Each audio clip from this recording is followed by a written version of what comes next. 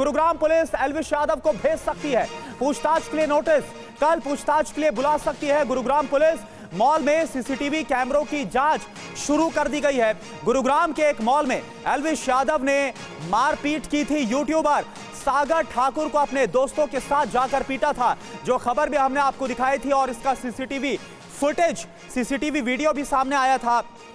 अब इस खबर के सामने आने के बाद, इस वीडियो के सामने आने के बाद गुरुग्राम पुलिस कल नोटिस भेज सकती है पूछताछ के लिए। कल सेक्टर 53 हमारा पुलिस स्टेशन है, उसमें सागर ठाकुर नाम करके एक कंप्लेनेंट थे, जो कि यूट्यूबर भी हैं। उन्होंने एक रिटर्न कंप्लेंट दी थी कि उनके साथ एल्विश यादव द्वारा मारपीट की गई। तो उनके रिटर्न कंप्लेंट के ऊपर हमने जो है संबंधित धाराओं में पर्चा दर्ज किया। कितने लोगों के खिलाफ पर्चा दर्ज किया गया? 8 से 10 लोग थे उसमें। शिकायतकर्ता ने क्या बताया कि किस लिए उसके साथ मारपीट की गई है? बेवजह तो मारपीट नहीं करता है। और चलिए अब आपको मारपीट की पूरी तस्वीर दिखाते हैं, और सबसे पहले आप इस तस्वीर को जरा देखिए। जो तस्वीर अब हम आपके सामने रख रहे हैं वो दरअसल एक दुकान की है, जहां पर यूट्यूबर सागर ठाकुर बैठा हुआ नजर आता है। दुकान के अंदर एल्विश यादव 8 लोगों के साथ दुकान के अंदर जाता है।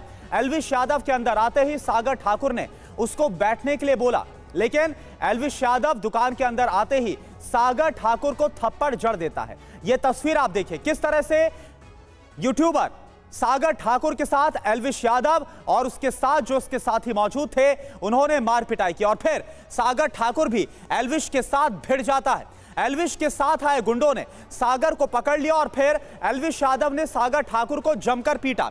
एल्विश यादव ने सागर को जमीन पर गिराकर लात घूंसों से पीटा है। कब का है, कितने बजे का है तारीख? 8 मार्च दोपहर की बात है ये, मतलब जो घटना हुई थी 8 मार्च सुबह के 12:30 बजे, और ये जो एफआईआर वाले सीन है ये दोपहर के आसपास, मतलब 12 बजे की बात का ही है ये।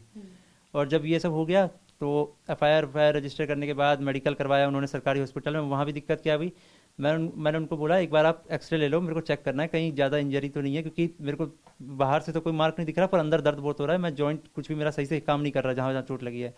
तो वो एक्सरे करते नहीं, कहते हैं आपको यहाँ पे वो होना पड़ेगा, एडमिट होना पड़ेगा।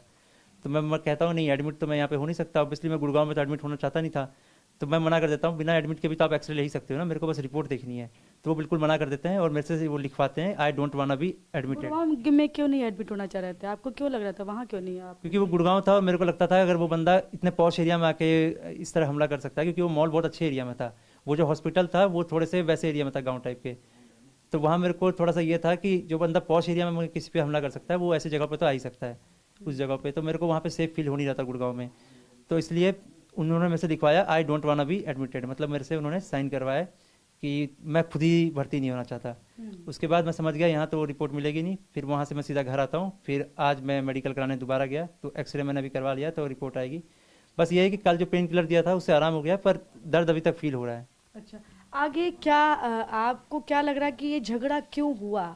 मतलब किस बात को से कहाँ से बात यहाँ तक पहुँची कि एल्विश आते हैं और इस तरह की घटना होती है? देखो, मैं तो उसके फैंस को टारगेट कर रहा था जो मेरे को गाली दे रहे थे।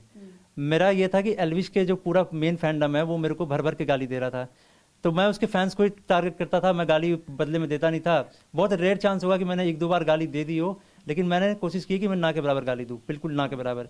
मैं सिर्फ उनको गवार बोलता था। तो एक बार बात पर बहस हो रही थी इस तरह से, ये वही पहली बात तो मैं अभिषेक मलान को सपोर्ट कर रहा था, उसके लिए मेरे को गालियां पड़ रही है।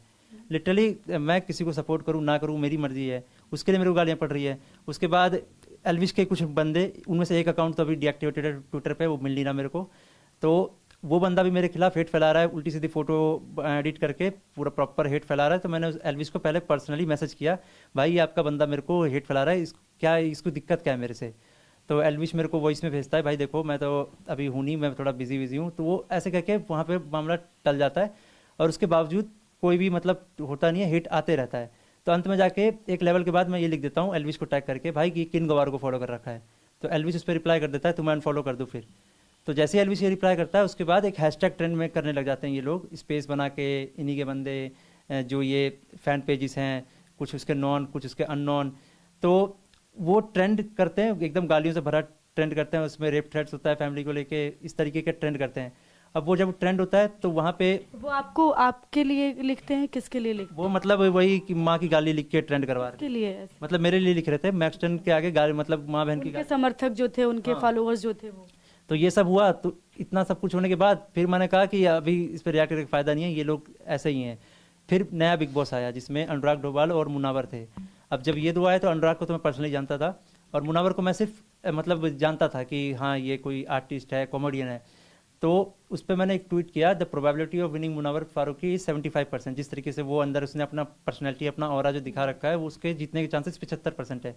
और जैसे मैं और चलिए अब सीधा रुख करते हैं विवेक का, हमारे साथ जुड़े पूरी जानकारी के साथ। विवेक देखिए, लगातार जो एल्विश ठाकुर है वो विवादों में घिरे हुए हैं और अब हमने सुना सागर ठाकुर को मारपिटाई तो हुई लेकिन फैमिली थ्रेट की बात भी कर रहे हैं। कितना सीरियस इस बार इस मैटर को देख रही है पुलिस और किस तरह के एक्शन के मूड में?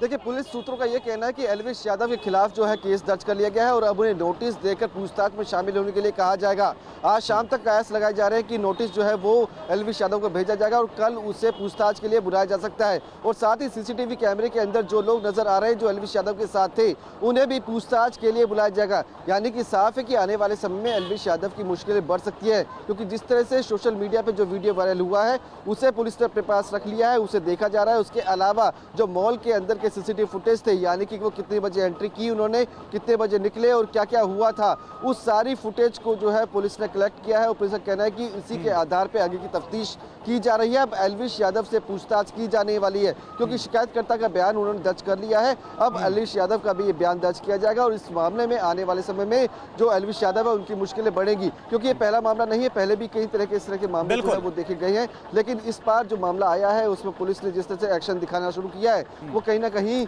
ये दिखा रहा है कि पुलिस जल्द ही उसे पूछताछ के लिए बुला सकती है। बिल्कुल। अच्छा ये बताइए, इस वीडियो के आने के बाद क्या एल्विश यादव की तरफ से कोई सफाई आई है अभी तक?